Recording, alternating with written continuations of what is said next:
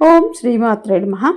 శ్రీ లలితా సహస్రనామ స్తోత్రములలో 590వ నామమైన కటాక్ష కింకరీ భూత కమలా కోటి సేవిత. కటాక్ష కింకరీభూత కమలా కోటి సేవితాయై నమః అని నమస్కరించాలి. కటాక్ష అనుగ్రహంచే, కింకరీ మృత్యులుగా, భూత చేయబడిన, కమలా శ్రీసుతుల, కోటి సమూహము చేత, సేవిత సేవింపబడినది.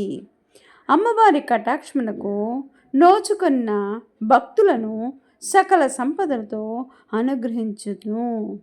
శ్రీసతులచే సేవించబడిందని అర్థము.